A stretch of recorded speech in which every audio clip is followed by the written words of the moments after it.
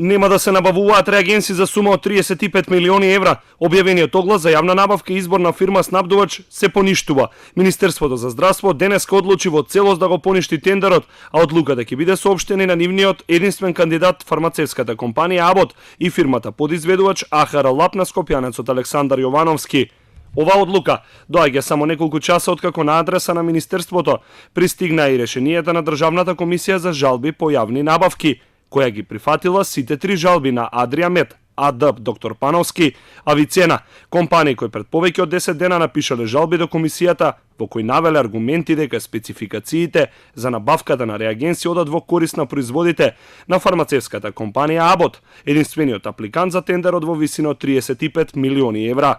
Тендерот требал да биде поделен на неколку помали набавки, а не во еден пакет, стоело во жалбите.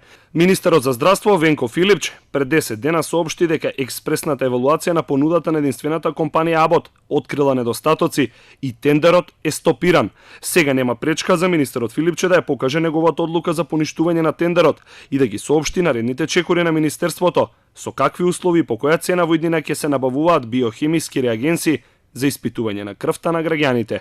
На тендерот за централизирана набавка на биохемиски реагенси и апарати за анализа се пријави само Абот од Германија, која е представник на истоимената американска компанија. Како подизведувач на тендерот е наведена фирмата АХР Лаб, која е основана пред 4 месеци. Токму профилот на фирмата АХР беше на удар на најголемите сомнежи за тендерот. Иако тендерот беше стопиран откако одекна во јавноста, фирмата на управителот Александар Јовановски досега нема поднесено жалба, а тоа ќе може да го стори по денешната одлука за поништување на тендерот.